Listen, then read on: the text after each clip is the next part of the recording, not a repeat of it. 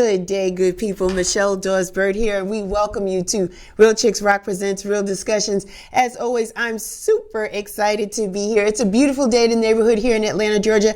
It's actually warmer today because it was cold yesterday. So it's a nice day. It feels like about 45 degrees. Forgive us, we are spoiled. If we get too many days where it's cold, we're like, we want to move. Like, this is Atlanta, it's supposed to be warm. So we're thankful that the sun is shining. It's just a really nice day. There's just a lot of things going on in the air, you know, a lot unfortunate news with Tyree Nichols. Unfortunately, his funeral was held this week. We send our condolences and prayers to his family and to his loved ones and all those that have been impacted by the loss of his life. But we are here today, and we're here to bring some sunshine wherever we can. And my guest looks like sunshine. She is so beautiful. I am so excited to have her. Yes, this has been in the making for, I want to say, a couple of years. Definitely. But we are here. But thanks to all the new listeners. We want to thank everyone that's taking time to lean in and to listen to what we're all about. Let me give you a little background. Real Chicks Rock is all about creatively collaborating to connect and raise awareness regarding issues that impact women. And we do it by way of community service engagement. We do it by public speaking, mentoring, workshops, and the arts. And we have been doing this platform here, as I told my nice guest here. This is our 7th season, and April will be 8 seasons long that we've had some interesting, informative, and entertaining people, and today is no different. My topic today is Rhonda Thomas Sings, and I have the incomparable butterfly songbird, Rhonda Thomas. Hi. Hi, Michelle. How are you? I'm wonderful. Thank you for having me. Oh, thanks for being here. Yeah, like I said, we've been trying to do this for a while, and I'm so glad. I'm so glad because you're a busy lady. Yeah, but never too busy for you. Well, no, I know, because I see you, and I see you on the stage, and I wave, I support. You're at all the events. I try. Yeah, I'm on the pulse. I did miss the Christmas, but I'm not going to miss anymore. And that one was sold out, and we'll talk about that. Okay. But I want to talk about a little bit. Where are you from? I'm from Roosevelt, Long Island. Is that right? Strong Island, yes. 1 square mile. 1 square mile, Roosevelt Island. Yes, Roosevelt, Long Island. Long Island. Mm-hmm. Yeah. How often you get the chance to go home? I was just there last summer for our class reunion. And I actually got to perform for our class reunion. So that was a special treat. Nice. There's a warm spot in my heart for Roosevelt. That's where everything started. Everything started. Tell me about the neighborhood. What was the music like for you as a kid growing up? Okay, so I guess I'm gonna date myself. No, it's all right. You don't look nothing like you're gonna say. Okay. I mean, everybody my age, it was all about the Kangos, the Gazelles. The Gazelles, definitely. We were playing hopscotch, double dutch,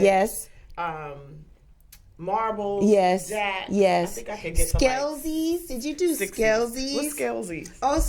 Oh, bottle tops, and you put like gum and some dirt in it to have some weight, and you shoot Skelsies. It's like like doing hopscotch, but with a bottle top. I kind of slightly remember that, but I don't think we did that in my little crew. Okay. We had the candy store at the corner where I would get my blow pops because that's like 2 candies in one because you had the gum inside. So I was a blow pop girl too. Yeah, it was nice. Right? It's like 10 cents for the blow pop back then. I'm aging myself. Yeah. It's true though. Yeah, It's true.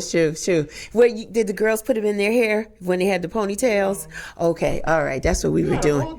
We had a whole different vibe in the Bronx, girl. I think that LL Cool J was singing about us when he's singing Around the Way Girls, because we had the blow pops and the hoop earrings. We had the door knocker earrings. Yes. Definitely. But yes. we didn't put, they put the 2 little blow pops in there. Anyway, we digress. So, for your neighborhood, so what was the music you were listening to at that time? Hip hop, the bars, Public Enemy. Of course. I mean, that was later on. Yeah. From Roosevelt. So, Guy is from Roosevelt. Really? Howard Stern is from Roosevelt. Okay, we'll let that sit. Right. Okay, all right. You have a lot of iconic people from Long Island, that area. Was the music. I remember Unlimited Touch. You know? Yeah. I hear music in the street. Yes, I hear the funky beat. And I get down. I get down. Yes. Right. Yeah, that was Get nice. down, Get down, down. down. I used to roller skate to that. Right? That was awesome. Roller skating. I forgot about that. Yeah. With the pom-poms on the skate. Roosevelt roller rink. I forgot about that. So that basketball, handball. I did not play handball though because I felt like my hands could not take that. Yeah. My hands are delicate. Uh-oh. Can't be. Uh-oh. No. Uh-oh. We had the skating rink. Yeah. We swam. We had a pool there, but basketball was the thing. Did you come into the city alive from Long Island as a kid, hanging out on 42nd and Times Square and all that I stuff? actually danced. My mom had us Really? the cultural aspects of New York. So I danced with the Dance Theater of Harlem and the Alvinelli Children's Company. Good for you. Every Saturday we were there. What was the age group? How old were you? Can you remember? Teenagery, preteen? Preteen. And in Roosevelt, I actually went to Public Enemy. Yeah. I'm sorry, my brain is fried. So Chuck D's mother, Mrs. Reinhauer, had a performing arts school. And so I was part of that unit. There. And that was pretty cool. I played Paddington Bear. Isn't that cute? She lives in Atlanta now. So I've seen her a few times and we've talked about that. She was like, "You're my star pupil." I was like, okay, Paddington Bear. I guess I had it down. Yeah. What else? Dickerson Performing Arts Center. That was in Freeport, which I was 2 doors down from Freeport. So my walk to Roosevelt was long. Like it was probably that 1 square mile all the way to that school. Wow. And what was the other spot?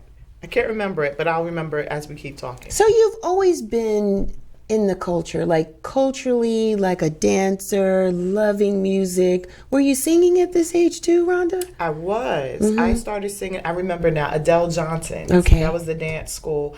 And that's where, I guess I started singing there because I was tap dancing and doing modern art and jazz, and they wanted me to sing a song. I Enjoy Being a Girl from the Flower Drum song. Wow. Musical. That's like a Rodgers and Hammerstein It is. kind of Broadway show, a movie. Yeah, I remember that song. I remember that. Before that, I went to Centennial Avenue School. Okay. There were 3 or 4 elementary schools in our neighborhood, in our area. And then we would graduate from the elementary school in 6th grade. Yes. And then we would attend Roosevelt High School, which was a senior high school. So we were there from 7th to 12th grade. Wow. And when I was in 7th grade, Eddie Murphy went to my school. He was in 12th grade. I forgot about Eddie Murphy. Oh, girl. Right. Girl. But in Centennial, so back to your question, my principal, his name was Mr. McElwain. He was going to have a talent show.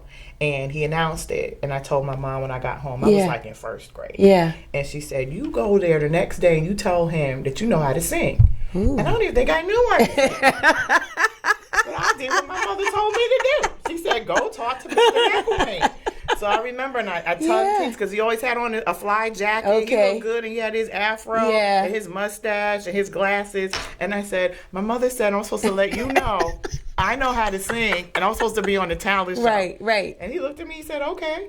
And that's really where it started. I sang Somewhere Over the Rainbow. Wow. How 1st old grade, were you? 7. You've been singing since 7?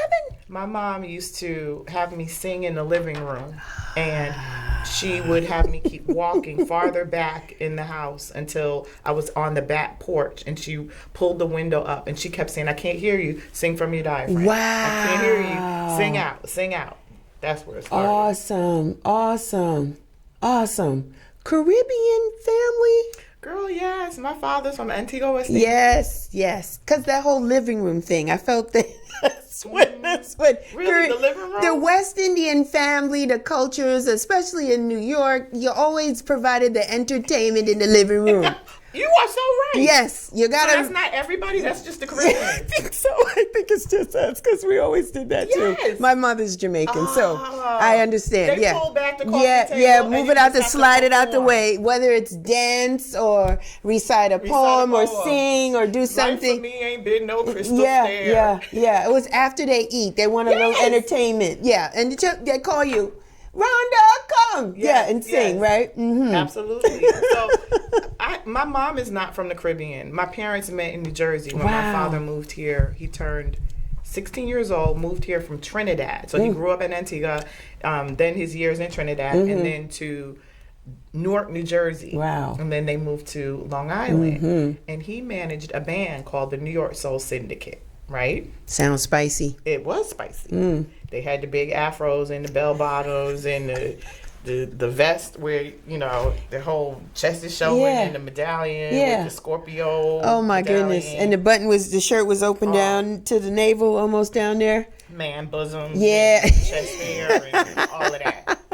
But they rehearsed in our basement. And so I was hearing all the sounds, and they were a cover band. So they were performing songs from Earth, Wind and Fire or the Commodores. And my father was about showmanship. So he had the horn section. There were about 12 of them. And his lead singers were Robin S., who sang, "You got to show me love." She was just in town the other day. She lives here.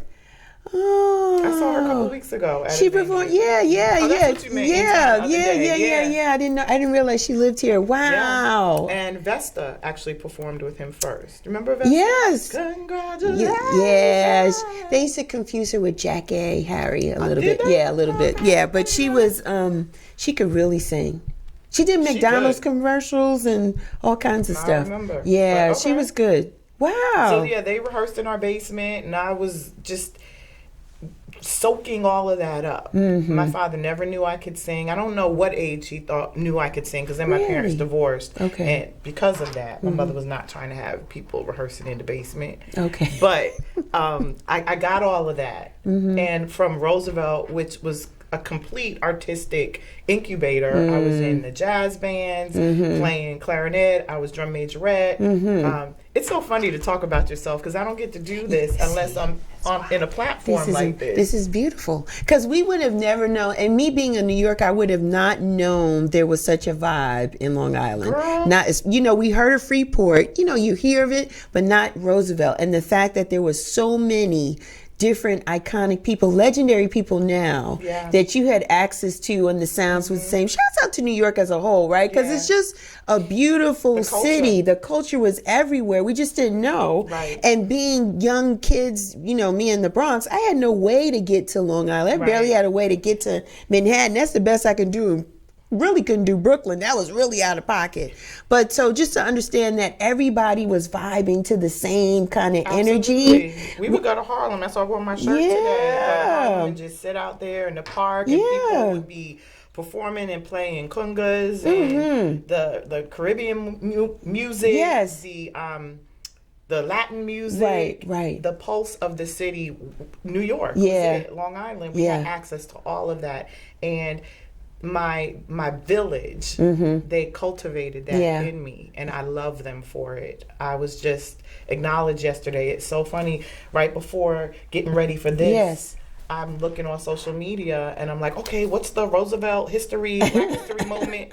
It was me. Wow. What? Shouts out to Roosevelt honoring Rhonda Thomas for Black History Month. That's it. Yes. That's what's up. So even though there was so much culture, you had a village there in Roosevelt, Long Island. How did you leave? How did we come to know you today? But give me some of that in between. How did you leave? Let me see.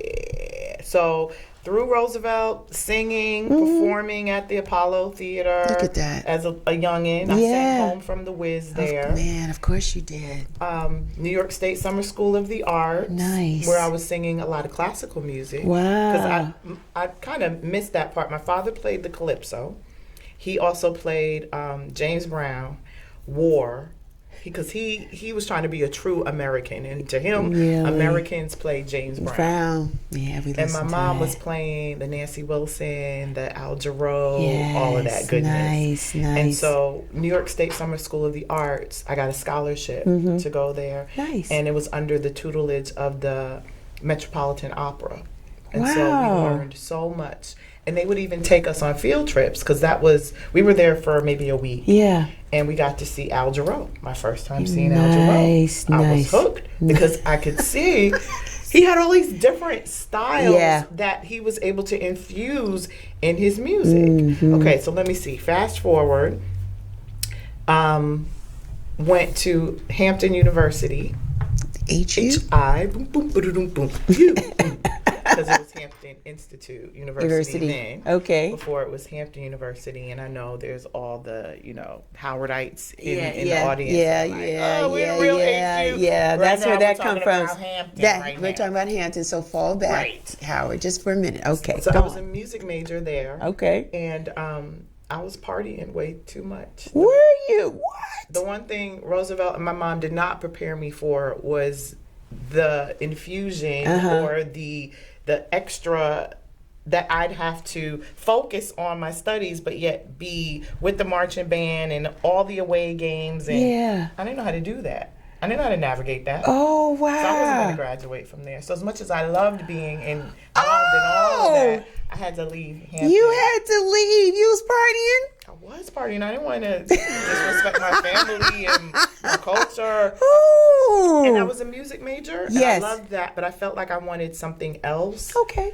That I could not fall back on, but that I could have both lanes. And I went to CW Post, Long Island University. Okay. Which is in New York. And I was a speech pathology major. Really? Speech pathology and feeding. But I still kept singing. Went to New York, still sang at the Apollo, still hung out at the garage because I loved all styles of music. So that was my house vibe. Love dance. That was my jam. Okay? I was at the garage right before it closed. Oh, man. Dating myself again. Okay, yeah. While you were doing the garage, I was in Zanzibar. Okay. Because I went to school in New Jersey. Okay. And so those ends didn't always meet. I thought about the toll. Even back then, the tolls were only $1.50, $1.75, $2. I'm aging myself because it ain't nothing like that now. And I can only go to the garage on holidays, like when I was home for the holidays. But man, what a vibe. So Zanzibar kind of, mimicked the same energy from the garage. Definitely. So I felt like I was still in the numbers. I was still in the space, but yeah. And you were getting the same music. Yeah, same music. Yeah, and the same performers. Because if they went there, sometimes they would hear Jersey. Yeah, I was getting CeCe Rogers and all that kind of stuff. It was awesome. So yeah, those were some really great days. So house was your thing. House was my thing. I loved jazz. I loved R&B. Yes. I loved funk. I loved soul. I loved soca. I loved reggae. Yeah. I loved the classical music. And then house. That was my heart. And then what happened? I went to CW Post, Long Island University. Then I went and got a master's degree in Connecticut at Southern Connecticut State University. All right. Really had to hunker down. Yeah. But I still wanted to sing. Yeah. Okay, that wasn't going away. Yeah. So I was singing in clubs there. Singing in clubs in New York, singing in clubs in Connecticut. So when did the singing for you really be like pop for you and you say, you know what? Speech pathology, doing that, having those degrees were really great, but I really want to sing. When did that really hit you? I think I did both the whole time. The whole time. I did both. I never stopped singing.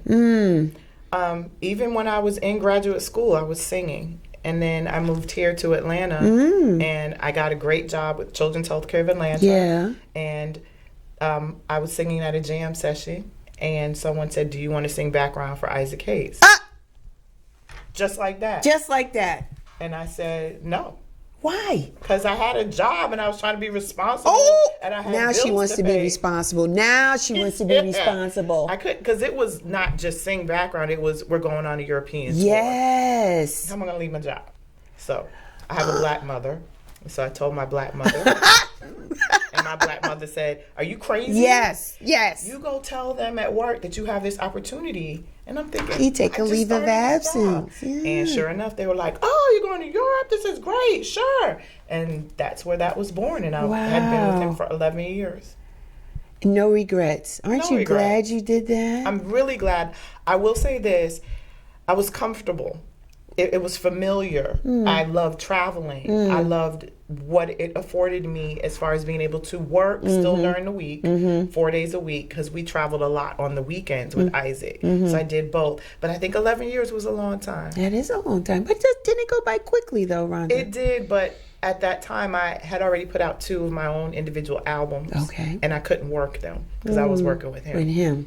And Breathe New Life was the second album, and it really did well overseas. And I should have been working that album. But Isaac was so cool because he shouted out my album. He let me sing with him on his song "Do Your Thing." He would shout out my website on stage. So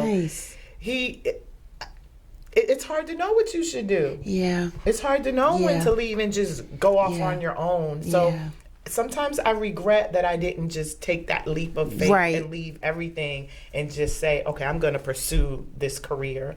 And then on the other hand, I look at what happened during the pandemic and I'm like, whoa, I have a whole nother career.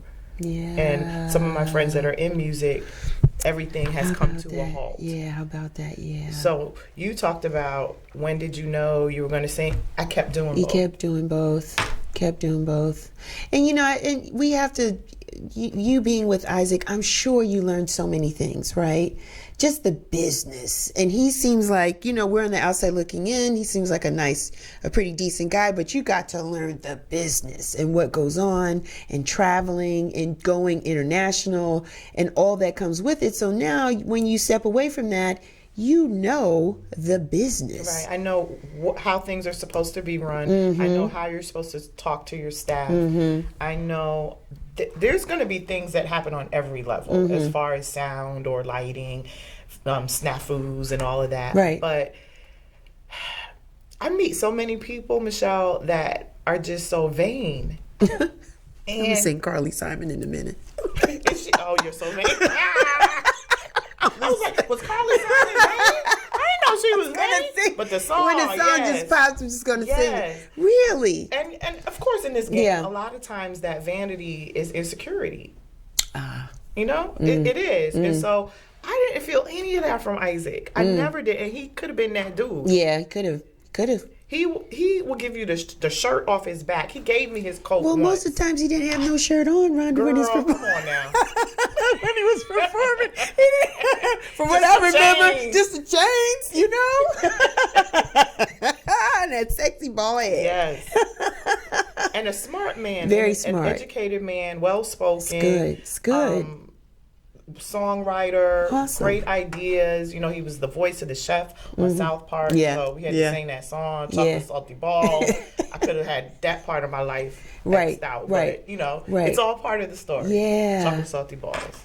Yeah. Do you know that song? But I'm not going to sing that. I'm not going to sing that on the thing. I'm not going to sing that song. I'm not going to sing that on the show. No, no way. So 11 years, and so now you decided, listen, I'm not going to do this with Isaac anymore. So how do you really fuel your own career? So I didn't get to say, I'm not going to do this with Isaac anymore.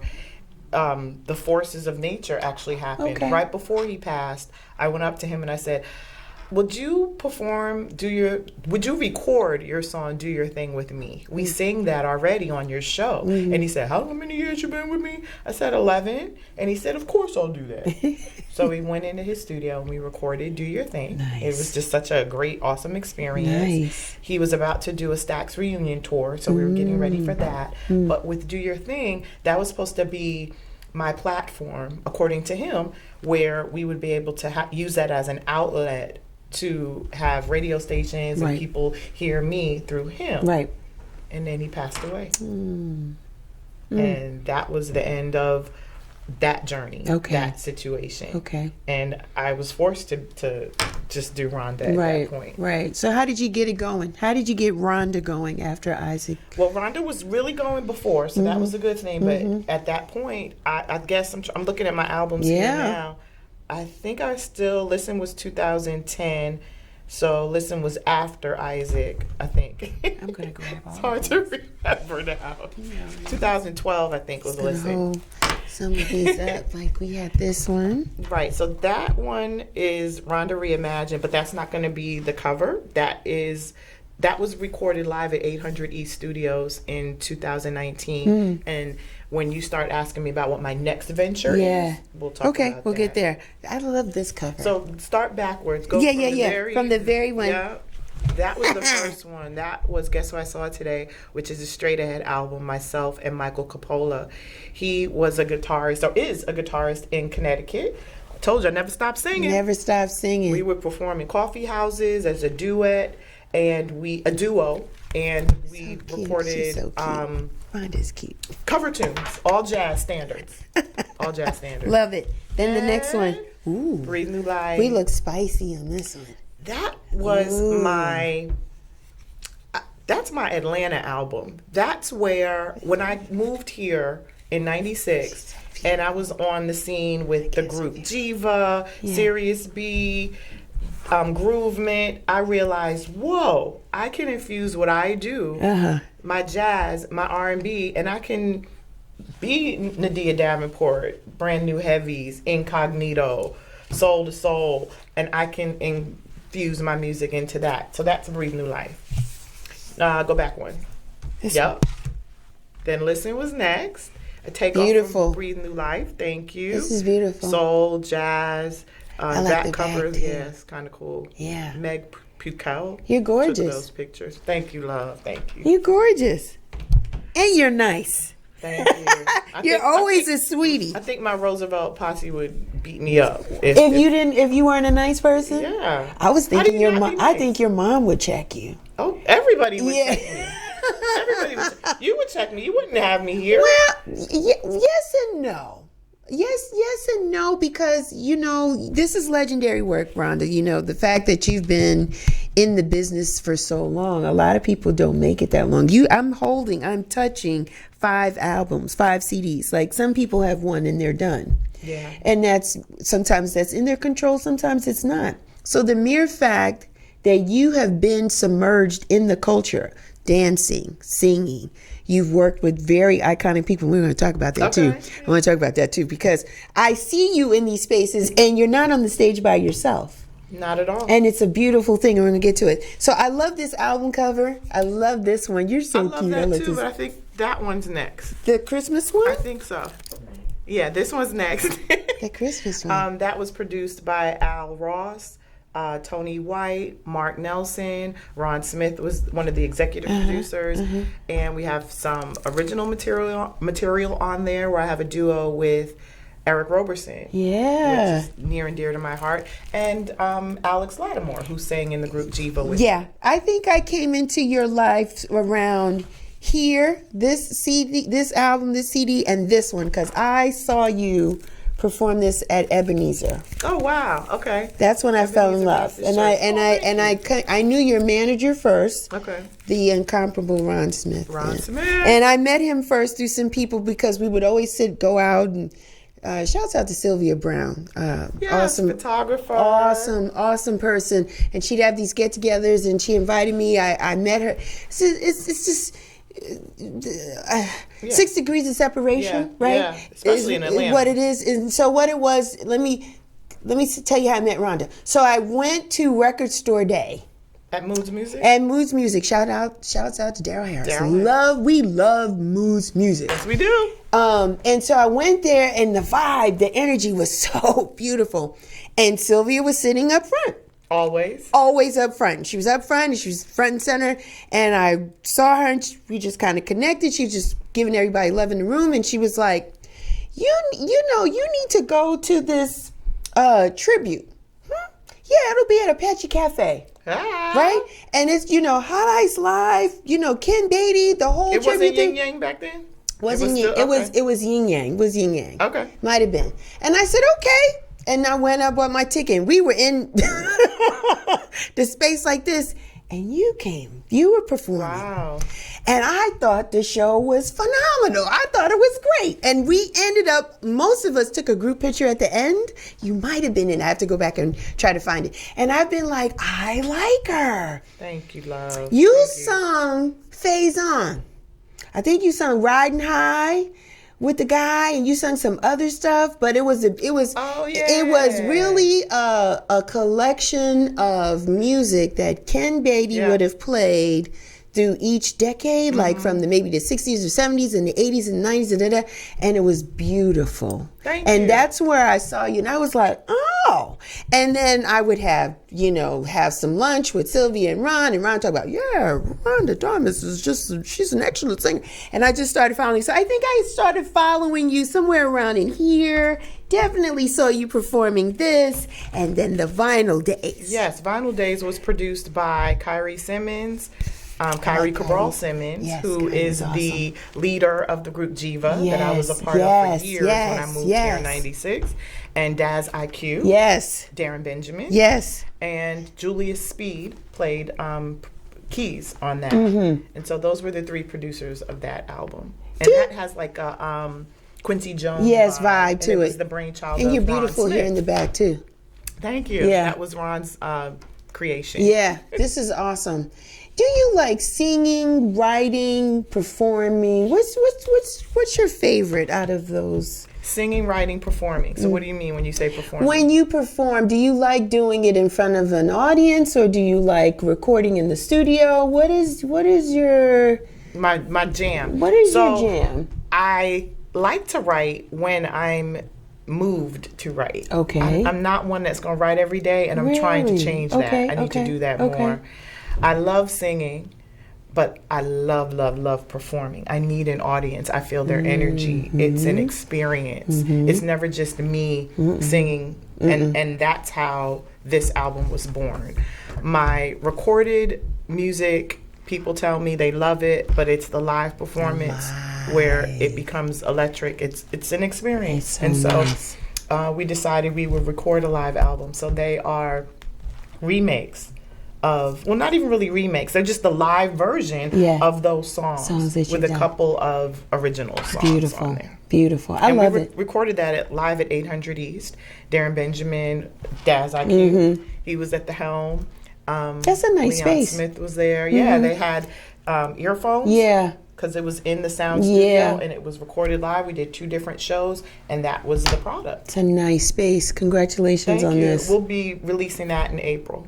That's only 2 months away. It is. It's around the corner. Yes, the timing of this has been phenomenal. This is really good. I want to talk to you about Sisters in Song. Yes. How did that come about for you? Well, you mentioned that you have interviewed Kathleen Bertrand. So that is her baby. Sisters in Song. Myself, Julie Dexter, Deion Ferris, and Kathleen were performing at the Rialto for a Nina Simone tribute that Russell Gunn had put together. Beautiful. So that's how we came together, and we've been inseparable ever since. Yeah, we had done other shows with Russell at the Atlanta Jazz Festival, another Nina Simone tribute, and then I don't know, you probably know better than me, if Kathleen had this idea years ago and then it just came together, but we were the original Sisters in Song. Yes. So it was Kathleen, Julie Dexter, Chandra Corelli, our dear friend who passed away, Teresa Hightower,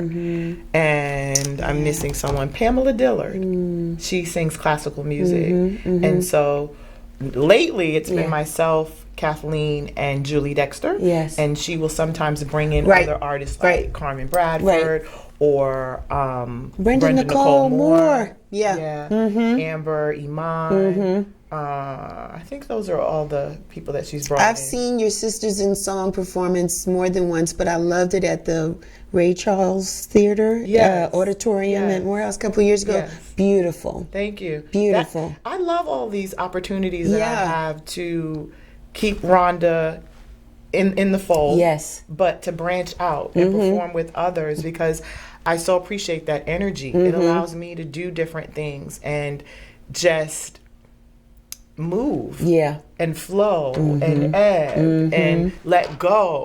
I don't have to worry about too much when I'm singing with Kathleen. She's taking care of the band. That's true. She's taking care of the venue. I just have to show up in a gown and just be Rhonda. Pick my songs, do my makeup, and make it easy and flowy. And then you guys did do Sister in Song at the Jazz Festival. We did. And Julie that was beautiful. That was beautiful. Yeah, thank you. That was a Sarah Vaughan tribute. That Kathleen put together. That was so good. And you know what it is? What I really appreciate the fact, Rhonda, is that your career has allowed you to be in front of different settings. So we can never get tired or bored, right? Because you're at the jazz festival, you're at churches, you're at festivals. You did the South Fulton Festival last year, right? They celebrated their 5th year of being a city, right? And so they thought so much of you to have you there, and it was awesome. So it's like you're in different places so people can get a whiff of who you are. Absolutely. Right? It's an awesome opportunity. And I love the fact that I can sometimes just perform like I did here 2 days ago, myself and a keyboardist, Al Smith, who wrote a lot of songs on some of these albums. And I can perform in front of 30,000 people with this band that I often perform with, the String Cheese Incident. Yeah. They're a jam band out of Colorado, and they're phenomenal. Yeah. We perform every year at in Live Oak at Halloween. It's called Swanee Halloween. Okay. And there's all different artists, lots of different stages. Anderson .Paak has been there. Trying to think. Jamiroquai, the Marley Brothers. You've just been everywhere. You just been doing it. Tell me, what did it feel like for you being on the main stage for the Jazz Festival this past year? That was, first of all, you killed it. Thank you. You crushed it. Shouts out to your sound guy, which was Leon Smith. Leon Smith. He's always there. Shouts out to him. He loves doing your shows. Yeah. He loves doing your shows. Good guy. Yeah. Great heart and talented brother. Will do anything for anyone. Yeah. Good guy. Thank you for shouting him out. So as you mentioned, I had performed on the stage. Yes, you have. Lots of artists throughout the year. Yes, you have. And in 2019, actually, was my first year performing with my band. So that was like a breakout year for me. Yeah, it was. I had maybe a 10-piece band. I had a horn section, background singers.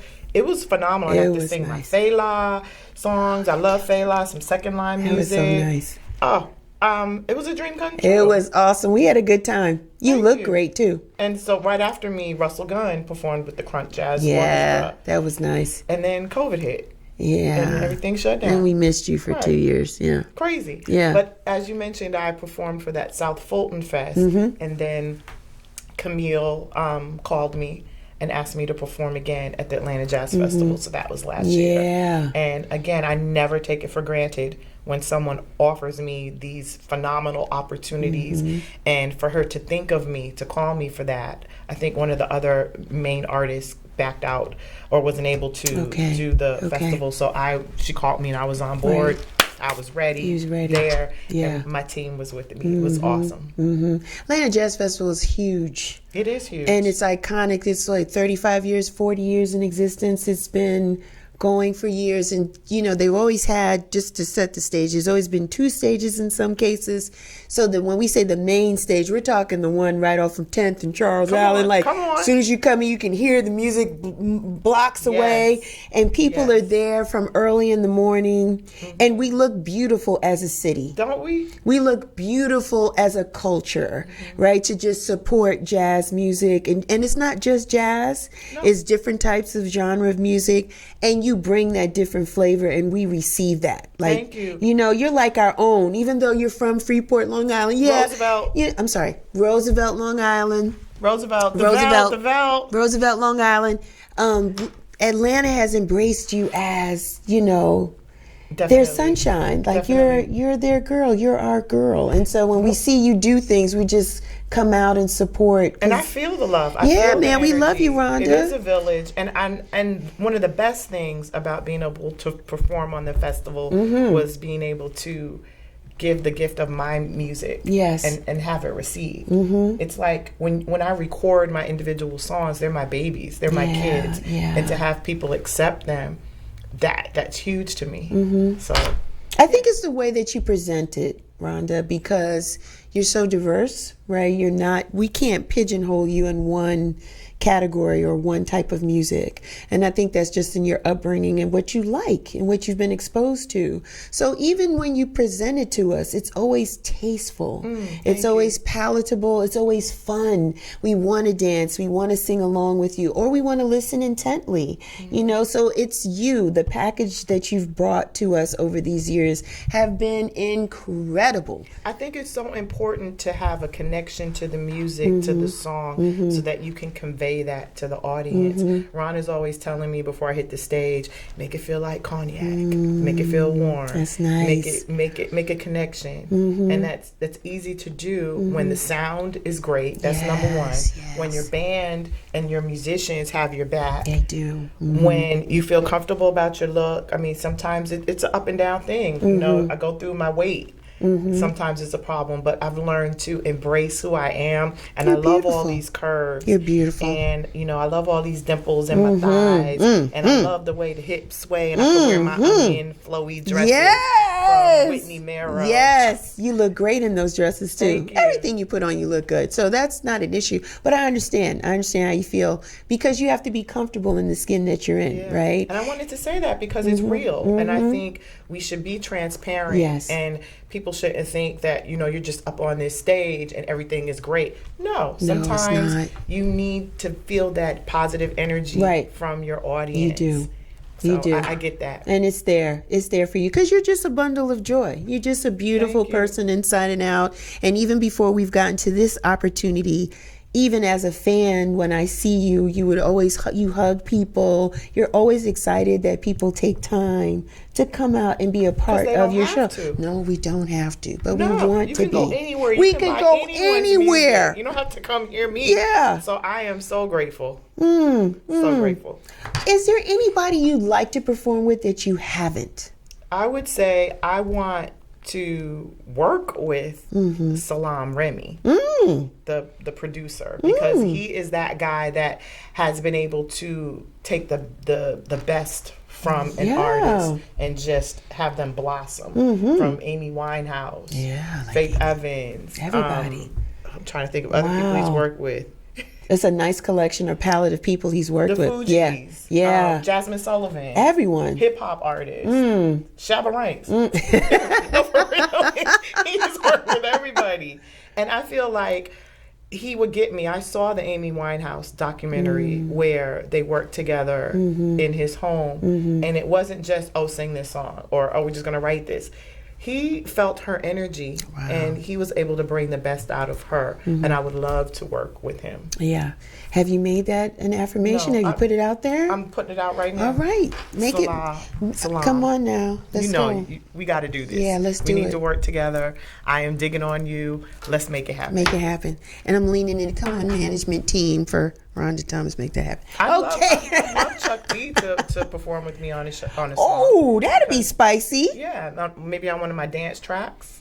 I just on this Rhonda Reimagined album, I have a new song. It's called For My Sisters, and DJ Kemet, who you need to have on your show. Yes, Kemet, we need to bring you on.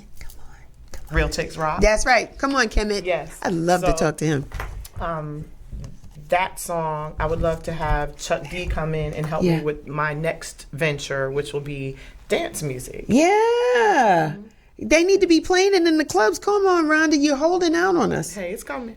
It's coming. One step at a time. And you know, listen, this was good to have you, because you're typically everywhere. Like, you're doing different cities, you're in different venues. You're not always here in Atlanta. No, we're real selective about where we perform in Atlanta. We may perform 6 times a year. Maybe. Yeah, Maybe.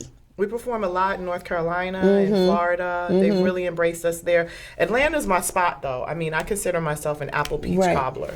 Big apple, peach, Atlanta. I'm going to borrow that So, but I feel like we want folk to want to come and see. That's right. Yeah. We want it to be exciting for them. Yeah. So we want to give them something different, and we don't want to oversaturate the market by always singing here on a regular basis. Right, which is good, which is true. This is why Christmas you were sold out. We were in North Carolina, and we definitely had a really good crowd here in Atlanta. And we made sure that we performed first that day at the senior center because we like to give back and we love our seniors at the center. And then that night we had a show in Atlanta, and my friend Kyrie Simmons, he was on bass. Always. And I love Kyrie. He came in from Seattle to play with us. Some of the musicians I love, Mr. Tyrone Jackson on keys. I don't know if you know him, but he is also teaching over at Kennesaw and working on his doctorate. Nice. So that's nice. Little John Roberts. He's performed on my albums. I love working with him. Wellington Boo Britt, 6'7", 6'9". He's a tall brother.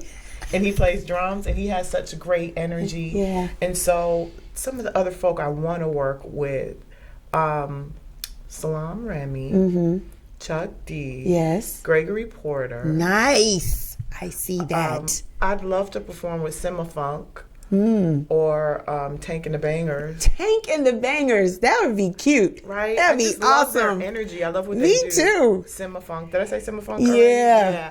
Just these artists that people say there's no new music or no good music. I don't know what they're listening to. Yeah. But I'm all about the world music now. That's my thing. I love the percussive elements in music, and that's why I scat so much. And I want to infuse that in my dance music.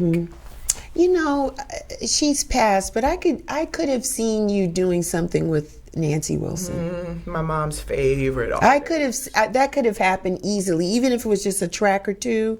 Easily, I could have seen that happen because that first album, the song "Guess Who I Saw Today" is our ode to Miss Nancy Wilson. Yeah, and so my mom was all about stand on stage, be still, be cool, like Nancy Wilson. She was smooth, And my father was like, "Nah, you take the mic out, you get down on one knee, you work the audience, like work James the crowd." Brown. That's James Brown with one knee. Man. No.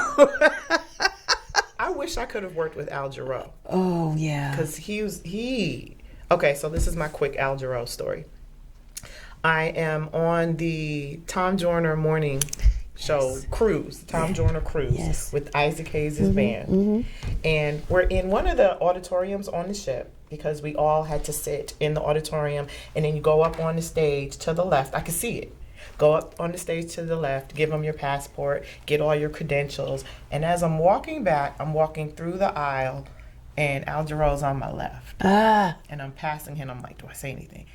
I can't. I'm just going to keep walking. I'm gonna keep walking. I don't know, but I did. And I said, Mr. Jarreau, I know everyone says this to you, but I'm a huge fan of you, of your work. And I got to see you when I was in New York State Summer School of the Arts. And then I started not knowing what to say. And so I felt crazy because I don't like really speaking a lot. So I just said, it has occurred to me that you don't see me. You won't see me. It has occurred to me that you don't see me. And he started singing with me. You won't see me. It has occurred. And when he started singing with me, he was like, and I was like, okay, bye. And I walked away. Because I was like, what? He's like singing. I don't know what to do. I don't know how to say, can I sing with you? Girl, I just walked away. But I got to hear him again another time on another cruise. But I would have loved to have worked with him. You're so good. You just dropped that on us like that, Rhonda. Thank you.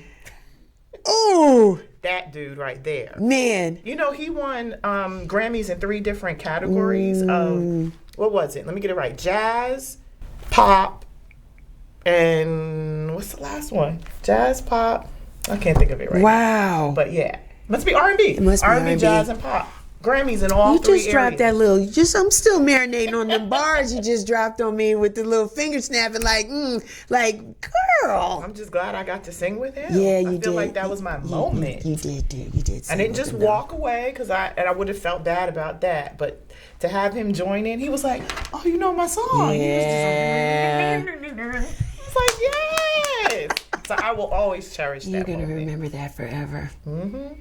You're our girl, Rhonda. You know why? Because we hear you on 91.9 Morris Baxter and Morris in the morning. Yeah. And I remember going out hearing you sing that, performing that live. I don't remember if that was his birthday or it was a New Year's Eve celebration, but you were the star performing. And I was like, she's so good. Thank you. That might have been one of his birthday parties, maybe at Sweet Lounge or something. So CLK, let's talk about WCLK. Yeah. Let's talk about how it's so great to be in a city like Atlanta where you have access to a record store like a Moves Music, where you have access to venues like when we had Yin Yang, which is so iconic. And then you had a place to record your music and then have it played by a Ken Beatty at WCLK. Did you know Ken Beatty? I didn't know him. I listened to him. I used to listen to Hot Ice every afternoon when I first got here in Atlanta. So I never had the opportunity to meet him, but heard great stories. When I talked to Jamal Ahmed, that's what I was just about to mention. I had him here when he celebrated 25 years of being in the business, and he just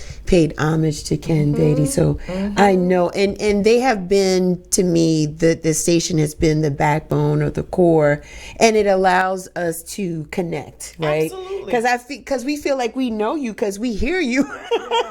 We hear you on the station. We can turn you on and we can hear you, and they play your music, and it just humanizes, the artist. It just allows us to feel like we're community and we can connect. Right. And it's an honor to support you, because we hear you and we want to keep you on the vibe, right? We want to hear you on the airwaves. We want you to travel. We want you to keep going. So we support you. When you're here, we come out. That's what we do. So it's been... And they afford us the opportunity to do that. Yeah. They play our music to their listeners. They don't have to do that. Jamal Ahmed is a disciple of Ken Beatty. And he will say it all the time. And he is one of the reasons why we still have staying power.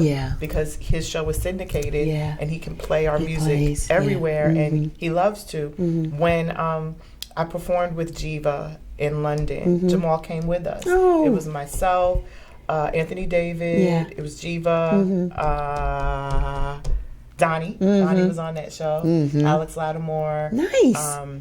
Shonda was on that show. And I say that because Jamal was there, and then I was able to perform my own show at a club there as well. But I feel like he's been such an integral part of this entire journey, and we couldn't do it without him. Good guy. And then Morris Baxter, like Morris. Hey, the song "Breathe New Life" is from the "Breathe New Life" CD. Yep, that one. This one. And I just reworked the lyrics and became Morris's song. Morris, hit it in the morning. Right. Wakes me up and gets me going. Oh, his voice is so smooth, brightens my mood. Breathe new life in me, new life in me. I love it. Thank you. I love it. What's next for you? What cities are you planning to hit? So we have a whole promotional tour that will take place once we drop that latest album, Rhonda Reimagined. And Ron actually was at the helm. I always have to shout out Ron Smith of our documentary. And it's Rhonda Welcome Home. Is it Welcome Home, Ron? Ron's over there. Welcome to my home. Welcome to my home. Welcome to my home. Rhonda Thomas. So that documentary will be out simultaneously with the album, which will be released in April. And then we will devise all of our tours around that. Awesome. Awesome. I got that right. You got a good manager too. Ron's been doing some great work for you over the years, and gotta have a good team. Highly respected in the community. Shouts out to Ron Smith. Thank you, Ron, for just allowing us to have access to Rhonda through her music and through her venues and concerts and shows. So all the best to you there. How can the people find you, Rhonda? You can go to my social media. You can go to my website, rhondasings.com. But all my social media platforms are I am Rhonda Thomas, and that's RHONDA Thomas. I am Rhonda Thomas. Are you gonna give us a date on the social media, like a date definitely when this will be released, so we can get our copies? Yeah. So at first we're actually releasing it through a specific organization that will funnel it. Okay. And then the public will have access. Just keep us posted, because I follow you on Instagram, so I'm going to be looking, and we're friends on Facebook. So anytime you drop it, just anytime it drops, just let us know so we can follow, like, and share. Thank you for what you do. All these special interest pieces, and I just watched Shannon. Yes, I had him. He took that picture of the Christmas album. This one? Yeah. Shannon. We have such a great artistic group of folk that are that we work with. Yes. So I'm always shouting people out. Yes. I'm always wanting to work with everyone. He's I'm a good guy. Kemet. I'm mentioning Shannon. So Yes. Shannon, that's you Shannon's did this. work. He's a good guy. I really enjoyed talking to him. Thank you. Thank you so much. Thank you. Thank you. I enjoy it. It's just a platform that I wanted to create because I wanted people to have an opportunity to share their stories, right? It's very important. And all that you've done, look at this body of work. The years that you've been doing this, we want to continue to wish you nothing but continued success in everything that you do. Thank you. We want a little bit more writing. I'm putting it out there. I have a journal. I need to get on that. Yeah, a little writing. You can produce mentoring. There's some beautiful voices probably come in your life. You could just inspire the next generation of beautiful young songbirds like yourself. I should speak to that real quick. Yes, say it. Yeah, go ahead. Well, Ron has a foundation that he works through, a teen group, Audio Wolf. Yes, I've seen them too. Yes. They're awesome. So group of children that start as kids, and then he helps to funnel them into college. It's a great program. And they're just doing great Yes. things. I would say some of the names, but there's too many of them. a lot of them. Morgan Guerin and Curtis Oluwumi and Zaria, what's Larry's last name? Zaria Hall. So that's his brainchild. Yeah. And I felt like they've been my kids too because I've worked with them Nice. throughout the years. Nice. And that's Audio Wolf. And what's the other part of the name of your group? Come on, Ron. Sound education. There we go. Ron's sitting over there. It's okay. Sound education experience. Awesome. And then my good friend Jay Fly has an organization called How Big Is Our Dream? Nice. Is Your Dream? And I work with the children. So you're busy. You're giving back already. You're doing it already. Yeah. Good for you. Yeah, I love it. And I'll continue to because you got to give back. Yes. It's important to do. You can't just hold all of this. No, because that's not going to be, it's not going to be a good look for you at the end. And I just want to say, you're beautiful in person. Thank you. And you look just like your mom. Oh, she's going to love to hear that. Yeah, your mom is gorgeous and she's out here supporting you too. Always. She's always in the audience. You guys, and she'll be doing those like baseball moves. Yeah. Like, yeah. Okay. Looking like sisters out here in these streets. She's a beautiful mom. Mom, thank you for all that you've done in pouring into Rhonda. It has paid off tremendously. We love you. Thank you so much. I love you You too. keep up the great work. That's my time here. Real Chicks Rock. You know me. You can find me everywhere. I'm on Instagram, Twitter, Facebook. We got the website, realchicksrock.com. Listen, I got something coming up with some beautiful women. Divine Trilogy. Save the date. It's April 21st through the 23rd in Miami. Keep us posted. We're going to post some more details coming up in the next week or so. Yes, but it's all about art, fashion, and community. And I love all three of those things. So we hope you can join us in the beautiful city of Miami, Florida. Until next time, I want to leave you with this. And especially Rhonda will appreciate it because she is from New York. And so she remembers listening to Frankie Crocker. Oh! 107.5 WBLS. I loved him. And every night before he'd leave, he would say, may you live to be 100 and I live to be 100 minus a day. So I never know that beautiful people like yourself has passed away.